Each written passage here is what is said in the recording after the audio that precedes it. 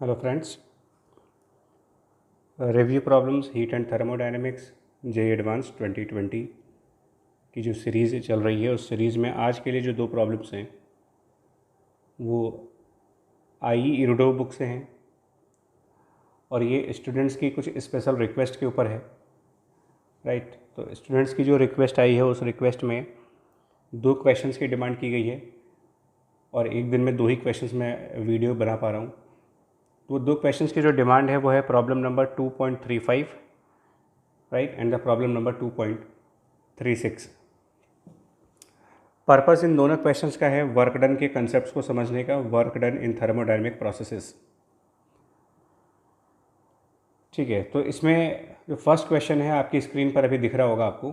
ठीक है, आपकी स्क्रीन के ऊपर ये जो फर्स्ट क्वेश्चन अगर आप देख पा रहे हो, that 1 mole of certain ideal gas is contained under a weightless piston of vertical cylinder at temperature T. Space over the piston opens into atmosphere.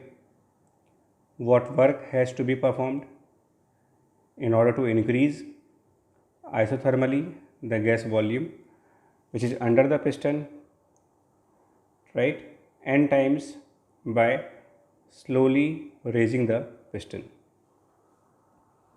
ठीक है, तो इस क्वेश्चन को चलो ट्राई करते हैं कैसे होना चाहिए। इस क्वेश्चन को अगर हम सॉल्व करने की कोशिश करें तो क्या लॉजिक बनना चाहिए इस क्वेश्चन के हिसाब से। जैसा कि इसमें देख रहे हो कि एक वर्टिकल सिलेंडर है। इस क्वेश्चन के हिसाब से we have a vertical cylinder और उसके अंदर कोई एक मासलेस पिस्टन है, वेटलेस पिस्टन है क्वेश्चन के हिसाब में, और उस पिस्टन के नीचे कोई एक गैस है, आइडियल गैस, जिसका टेम्परेचर डिफाइन किया गया है कैपिटल टी से, और this piston is open in the atmosphere. Right, no what work has to be performed, यही लाइन इसकी की पॉइंट है। What work has to be performed in order to increase isothermally. Work has to be performed, focus करो, ऐसे words पर हमेशा आपको ध्यान होना चाहिए। Work has to be performed, to be perform. ठीक है, मैं बार बार इस पॉइंट के ऊपर स्ट्रेस दे रहा हूँ, इसका मतलब आप समझ जाओगे। The work has to be perform का मतलब कोई एक्सटर्नल पर्सन है, कोई एक्सटर्नल एजेंट है जो वर्क करेगा यहाँ पर, एंड दैट मीन्स कि अगर उस वर्क को न किया जाए, what work has to be performed in order to increase isothermally the gas volume. That means कि अगर ये वर्क नहीं करते आप तो ये वॉल्यूम इंक्रीज नहीं करता। ठीक है, सो यहाँ पर एक एक्सटर्नल फोर्स इन्वॉल्व है जो क्वेश्चन का जो मेन पार्ट है। दैट मीन्स कोई ना कोई फोर्स आप ऊपर की तरफ लगा रहे हो, यहाँ पर कोई एक फोर्स लगा रहे हो एक्सटर्नली, जिसकी वजह से हम इस पिस्टन को ऊपर लेके जा रहे हैं, और जब हम पिस्टन को ऊपर लेके जा रहे हैं तो इसका जो वॉल्यूम है वो इंक्रीज़ किया जा रहा है। अगर यहाँ पर वॉल्यूम V है तो इस एक्सटर्नल फोर्स की वजह से पिस्टन को ऊपर ले गए, एंड लेट्स से कि जब आप पिस्टन को ऊपर ले गए तो इसका वॉल्यूम राइज़ कर गया, और इसका वॉल्यूम अब राइज़ करने के बाद प्रीवियसली अगर ये V था तो अब इसका वॉल्यूम आप लिख सकते हो n टाइम्स ऑफ V। ठीक है, तो ये एक्सटर्नल फोर्स यहाँ पर काम कर रहा है। अब इस एक्सटर्नल फोर्स के अलावा और कौन सी फोर्स यहाँ पर काम कर रही है वो समझ लो आप।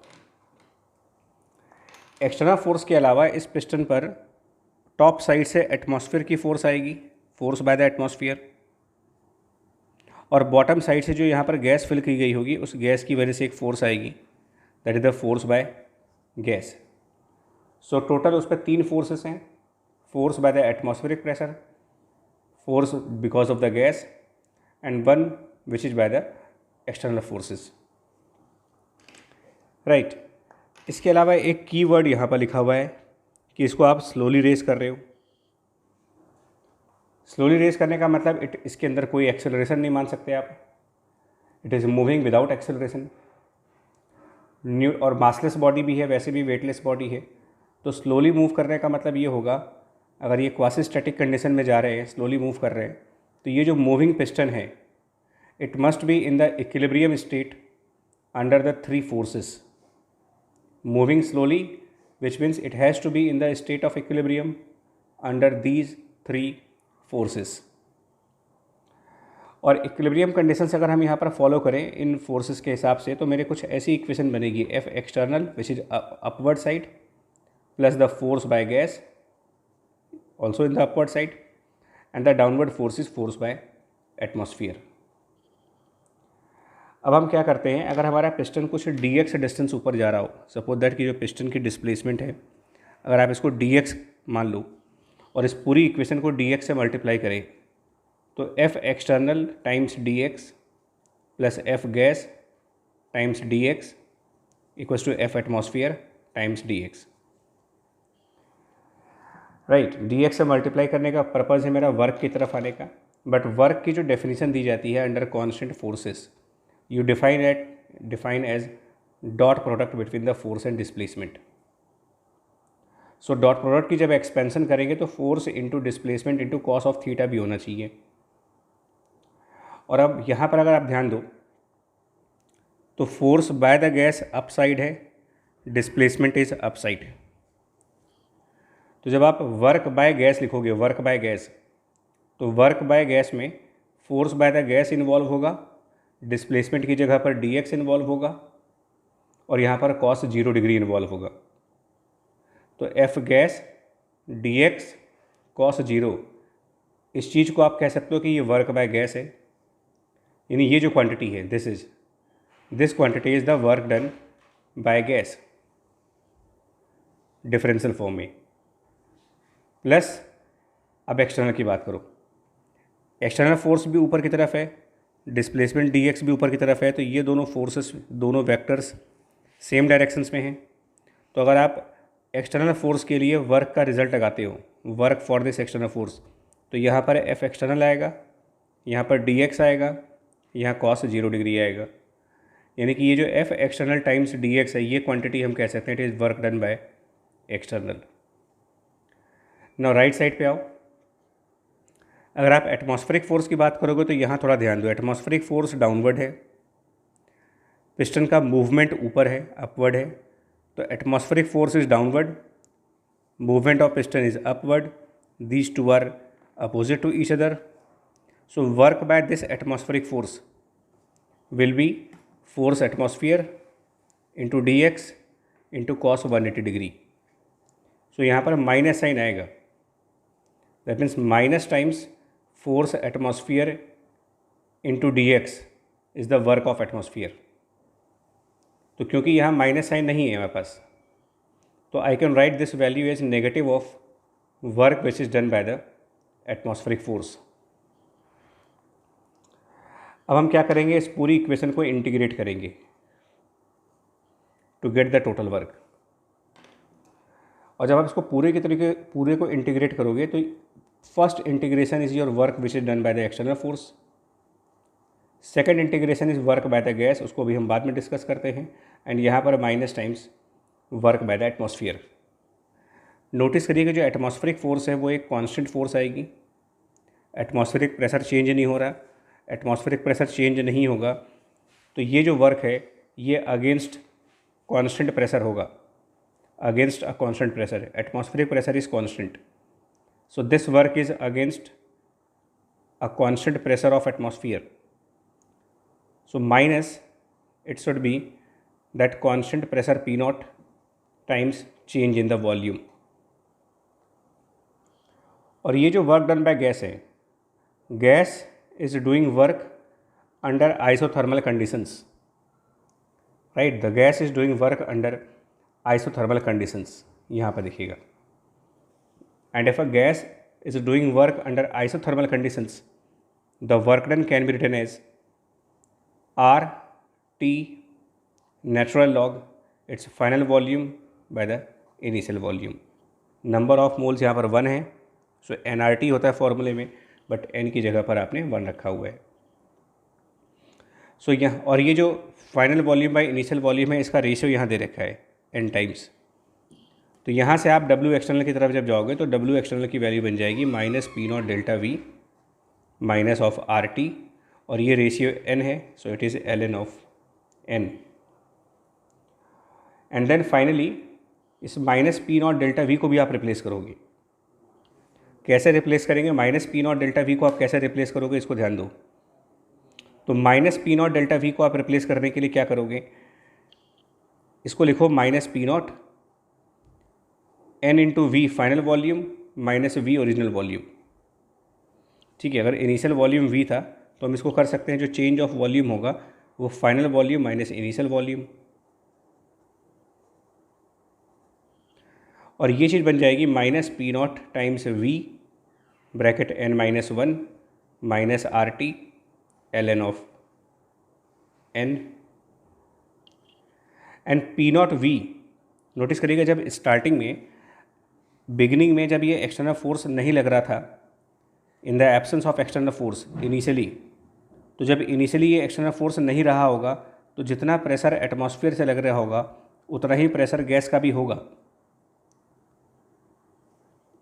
इन the absence of external force. In the absence of external force pressure from the gas and pressure by the atmosphere in the initial state बराबर रहे होंगे। सो पी नॉट उस गैस का इनिशियल प्रेशर मान सकते हैं before applying the external force, V उस gas का इनिशियल वॉल्यूम है। तो गैस इक्वेशन के हिसाब से इस पी नॉट वी को रिप्लेस किया जा सकता है, एंड गैस इक्वेशन के हिसाब से आप पी नॉट वी को रिप्लेस करोगे तो N R T, but N यहाँ 1 है, नंबर ऑफ मोल्स 1 है, so you can replace it by R and the initial temperature T. So it will be now minus R T N minus 1 minus R T L N N, and this is the answer. ठीक है, सो ये एक question था problem number 2.35। ठीक है, बहुत conceptual questions हैं, आपको ये एनालिसिस करनी थी कि अंडर क्वासी स्टैटिक कंडीशंस और slow movement, under quasi static conditions और slow movement you can balance all forces and then you can convert the equation of force balance into work done and then you can calculate work. A similar question is problem number 2.36 now. A similar question. Problem number 2.36 is very much similar to the problem number 2.35. सो मुझे ऐसा लग रहा है कि जो doubt है, जिस student ने मुझे डाउट भेजा है, बिकॉज 2.35 उसका डाउट था, तो 2.36 ऑब्वियसली डाउट हो जाता, बिकॉज दोनों क्वेश्चंस ऑलमोस्ट सेम कंसेप्ट के ऊपर बने हुए हैं। प्रॉब्लम नंबर 2.36 अगर आप देखो तो इसमें क्या फ़र्क है, प्रॉब्लम नंबर 2.35 में piston was moved in the open atmosphere, this piston was moving up and above it there was a free air open atmosphere, free air open atmosphere. यहाँ पर थोड़ा स्लाइड चेंज किया गया इस क्वेश्चन में, थोड़ी सी slide changes हैं, और क्या चेंजेस हैं देखिएगा। स्लाइड चेंजेस क्या किए गए हैं इस क्वेश्चन के अंदर, तो स्क्रीन को मैंने भी होल्ड कर रखा है, आप क्वेश्चन रीड करो, ठीक है ना, इंटेंशनली स्क्रीन को होल्ड किया हुआ है सो दैट कि आप क्वेश्चन को रीड कर पाओ। और अब मैं इस क्वेश्चन को आपके सामने एक्सप्लेन कर रहा हूँ। तो क्वेश्चन कुछ इस तरीके से है, अगर आप क्वेश्चन ऊपर से पढ़ना स्टार्ट करें टॉप साइड से, तो ये कुछ ऐसा कह रहा है कि एक पिस्टन है, सॉरी एक सिलेंडर है, पहले क्लोज है from both side, cylinder which is close from both side, और उसके इनसाइड में एक पिस्टन है, राइट। यहाँ पर एक पिस्टन है जो इस सिलेंडर को दो इक्वल पार्ट्स पे डिवाइड करता है। वॉल्यूम वी नॉट यहाँ पर भी है और वॉल्यूम वी नॉट यहाँ पर भी है, वो यहाँ लिखा हुआ है, equal parts each of volume we not. और दोनों में ही हमने आइडल गैस रखी हुई है, contained under the same pressure P not and same temperature, but temperature given नहीं है। सो यहाँ पर भी पी नॉट प्रेशर पर एक गैस है और यहाँ पर भी पी नॉट प्रेशर पर एक गैस है, दोनों तरफ आइडल गैसेस हैं। टेम्परेचर्स भी इक्वल हैं बट टेम्परेचर्स गिवन नहीं है, सेम टेम्परेचर है बट कितना टेम्परेचर है ये नहीं दिया हुआ है। Now what work has to be performed, again the same point, what work has to be performed, that means externally कोई काम करा जा रहा है। हैज़ टू बी परफॉर्म का मतलब कोई फोर्स लगाई जाएगी, एक्सटर्नल फोर्स लगाई जाएगी और तब ये वर्क किया जाएगा। और in order to increase isothermally the volume of one part of the gas eta times compare to that of other, and इसके अंदर भी सेम कंसेप्ट है, स्लोली मूविंग। तो अगर आप देखो ना तो 2.35 और 2.36 की लैंग्वेजेस लगभग एक जैसी हैं, दोनों क्वेश्चंस की लैंग्वेज काफ़ी सिमिलर है, लैंग्वेजेस काफ़ी सिमिलर है। अब इसमें डिफरेंस क्या है वो देखो आप, इस क्वेश्चन में क्या किया गया है वो एक बार दिखा देते हैं आपको। यानी इस क्वेश्चन में भी कोई फोर्स लगाई जा रही है, इस पिस्टन के ऊपर कोई एक फोर्स लगाई जा रही है, एक्सटर्नल फोर्स, जिसकी वजह से ये पिस्टन ऊपर की तरफ जाएगा। एंड ऑब्वियसली बिकॉज जब दोनों गैसेस सेम प्रेशर पर थी तो प्रेशर डिफरेंस तो था नहीं जिसकी वजह से पिस्टन चलेगा। तो पिस्टन को ऊपर ले जाने के लिए आपने एक फोर्स लगाई एफ एक्सटर्नल, और जब हमने यहाँ पर एक एफ एक्सटर्नल फोर्स लगा दिया, एफ एक्सटर्नल फोर्स यहाँ पर अप्लाई कर दिया, तो उस वजह से पिस्टन थोड़ा सा अपसाइड डिस्प्लेस हो गया। And now volume of one part is more than volume of other part. Suppose ये वॉल्यूम V1 बन गया और ये वॉल्यूम V2 बन गया। एक तरफ का वॉल्यूम इंक्रीज़ कर जाएगा और एक तरफ का वॉल्यूम रिड्यूस कर जाएगा। तो एक एल्जेब्रिक इक्वेशन तो आप यहाँ पर ये बना सकते हो सिंपल सी, कि जो वॉल्यूम का सम है V1 प्लस V2 वो चीज़ ट्वाइस V0 हो जाएगी, इक्वेशन 1। और एक और इक्वेशन इस क्वेश्चन में दे रखा है आपको यहाँ पर, volume of one part of the gas is eta times compare to the other part. तो इससे भी आपकी एक इक्वेशन बन जाएगी कि से V1 बाई V2 जो है वो ईटा टाइम्स है, ये दूसरी इक्वेशन बन जाएगी। तो इससे आप रेशियो प्रोपोर्शन के और मैथमेटिक की अलजेब्रा की इक्वेशंस लगाओगे तो आपको V1 की भी वैल्यू मिल जाएगी और V2 की भी वैल्यू मिल जाएगी। V1 will be eta upon eta plus 1 multiplied by 2 V0 and V2 will be 1 upon eta plus 1 multiplied by 2 V0। ये V1 V2 की वैल्यूज़ मिल जाएगी आपको। ठीक है, अब क्या करेंगे, तो अब क्वेश्चन को ध्यान से फिर से एक बार पढ़ लेते हैं। What work has to be performed. ठीक है, तो ये एफ एक्सटर्नल के अलावा work has to be performed का मतलब आपको इस फोर्स का वर्क पूछ रहे हैं। Work has to be performed मतलब क्वेश्चन में इस एक्सटर्नल फोर्स ने क्या काम किया है ये पूछा जा रहा है आपसे, और इसके अलावा कौन काम कर रहा है, इसके अलावा कौन सी फोर्स लग रही है। तो इसके अलावा जो गैस यहाँ पे होगी, सपोज दैट इस गैस का भाई इस तरफ आइडियल गैस है, तो इस गैस की वजह से हमारे पास एक F1 फोर्स आएगा, और इधर भी एक गैस है, अपर साइड पर भी गैस है, तो इस गैस की वजह से, इसके प्रेशर की वजह से डाउनवर्ड फोर्स आएगा F2, और इसको स्लोली मूव किया जा रहा है, स्लोली। तो स्लोली मूव करने पर क्या होगा कि ये फोर्सेस का सम जीरो होगा। स्लोली मूव करने का मतलब without any acceleration, without any acceleration का मतलब sum of all forces on this piston should be zero, quasi static conditions हैं। तो ये जो अपवर्ड फोर्स F1 लग रहा है यहाँ पर, प्लस अपवर्ड फोर्स में एक्सटर्नल फोर्स लग रहा है एंड डाउनवर्ड फोर्स F2, तो यहाँ पर फोर्स बैलेंस किया जाएगा। फिर एक बार हम यहाँ पर dx मल्टीप्लाई करेंगे, जिसमें dx इस पिस्टन का डिस्प्लेसमेंट डिनोट करेंगे, plus F external dx equals to F2 dx, और फिर एक बार आप वर्क का कंसेप्ट लगाओगे तो F1 dx को आप लिख सकते हो it is the work by the gas 1, इसको लिख सकते हैं वर्क बाय एक्सटर्नल, और F2 dx जो होगा, नोटिस करिएगा जो F2 dx है वो minus times, because F2 downward है और dx अपवर्ड है, सो यहाँ पर एक नेगेटिव वर्क हो रहा होगा। सो F2 dx is now negative times work done by gas 2। ना एक चीज़ अटेंशन पे करिएगा, ये जो माइनस साइन आप लगा रहे हो, दिस माइनस साइन, ठीक है ना। अभी जब माइनस साइन लगा दिया आपने, तो ये माइनस साइन किसकी वजह से लगा रखा है, because work Fs cos theta होता है। तो ये जो F2 और dx है ये दोनों अपोजिट वेक्टर्स हैं, उसकी वजह से माइनस आ रहा है। अब हम सिर्फ यहाँ पर मॉडुलस की बात करेंगे, मैग्नीट्यूड वाइज ये प्लस मैग्नीट्यूड ये और फिर मैग्नीट्यूड में ये, ठीक है, ये बात समझ में आई।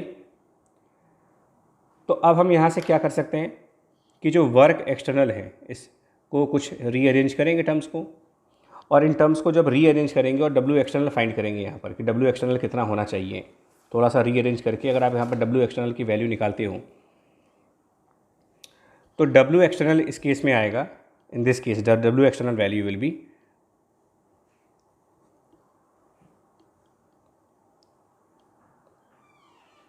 Equals to this value which है dW2 माइनस dW1। ठीक है, ये बात समझ में आई आपको।